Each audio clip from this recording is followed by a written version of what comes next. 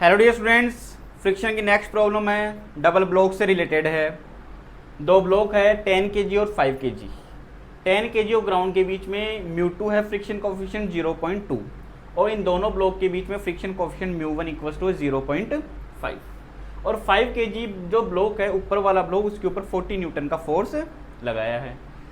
Question यह है oscillation of blocks. First condition में तो अपने को इन दोनों ब्लॉक्स के क्या निकालने हैं, एसिलेशन निकालने हैं। सेकंड कंडीशन यह है कि अगर इस μ2 को 0 कर दूं, इसका मीन्स 10 kg और ग्राउंड के बीच में फ्रिक्शन खत्म हो जाए तो उस कंडीशन के अंदर एसिलेशन कितना होगा और इस F की वैल्यू यहाँ पे 40 न्यूटन की जगह कितना हो गया, ये 30 न्यूटन।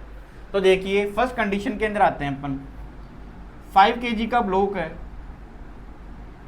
इसके ऊपर इधर फोर्स लग रहा है 40 न्यूटन और इधर फ्रिक्शन फोर्स लगेगा तो फ्रिक्शन फोर्स की मैक्सिमम वैल्यू कितनी हो जाएगी, म्यू इंटू एन।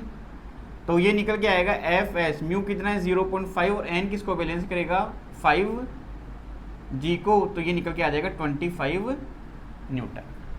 इसका मीन्स 40 न्यूटन है, 25 न्यूटन को क्रॉस कर सकता है। इसका मीन्स इस 5 kg के ब्लॉक को स्लाइड करवा सकता है। तो इसका एसिलेशन कितना होगा 5 kg का, तो 40 माइनस 25 इक्वल्स टू 5a। तो यहाँ से a की वैल्यू निकल के आएगी यहाँ से 15/5 तो 3 मीटर पर सेकंड स्क्वायर। ये एसिलेशन किसका आया अपने पास में 5 kg का आया। अब देखते हैं अपन 10 kg के ऊपर। ये 10 kg का ब्लॉक हो गया, इसके ऊपर फ्रिक्शन कितना लग रहा था 5 kg के ऊपर 25 न्यूटन का। किधर लग रहा था, इस डायरेक्शन में लग रहा था। एक्शन रिएक्शन से 10 kg पर कहाँ लगेगा, तो 10 kg के ऊपर किधर लगेगा, इस डायरेक्शन में कितना लगेगा 25 न्यूटन। अब 10 kg और ग्राउंड के बीच में भी फ्रिक्शन है, तो यहाँ पर फ्रिक्शन फोर्स किधर लगेगा, इधर कितना लगेगा F कितना होगा म्यू इंटू एन। म्यू कितना है यहाँ से 0.2 और एन कितना हो जाएगा यहाँ से 15g।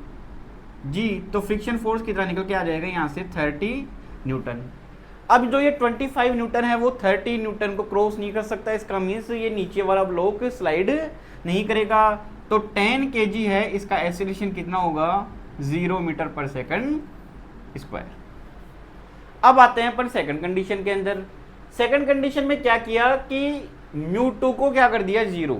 इसका मीन्स 10 kg और ग्राउंड के बीच में फ्रिक्शन क्या हो गया, खत्म हो गया। तो उसी तरीके से अपन करते हैं, सेकंड सिचुएशन पे आते हैं। 5 kg के ब्लॉक के ऊपर आते हैं। सबसे पहले 5 kg के ब्लॉक के ऊपर अब 40 न्यूटन की जगह कितना फोर्स लग रहा है 30 न्यूटन। ये 30 न्यूटन का फोर्स लगा दिया। फ्रिक्शन फोर्स पहले जितना लग रहा था उतना ही लगेगा, तो ये कितना लग रहा था यहाँ से 25 न्यूटन हो गया यहाँ से। अब देखिए यहाँ से, अब यहाँ पर फ्रिक्शन नहीं है, तो 10 kg का ब्लॉक है, अगर आगे की तरफ स्लाइड करता है तो वो इसके फ्रिक्शन के कारण ही करेगा। और इसके फ्रिक्शन की मैक्सिमम वैल्यू कितनी है 25 न्यूटन। तो अगर फ्रिक्शन की वैल्यू 5 kg के बीच में और 10 kg के बीच में अगर 25 न्यूटन से कम हुई तो उस कंडीशन में दोनों ब्लॉक साथ साथ मूव करेंगे। तो मैं यहाँ पे 25 न्यूटन की जगह मैं फ्रिक्शन फोर्स ले लेता हूँ F। अब अगर मैं 10 kg का बनाता हूँ FBD, तो इसके ऊपर फ्रिक्शन फोर्स अगर इधर लगता है तो इसके ऊपर फ्रिक्शन फोर्स किधर लगेगा, इस डायरेक्शन में लगेगा।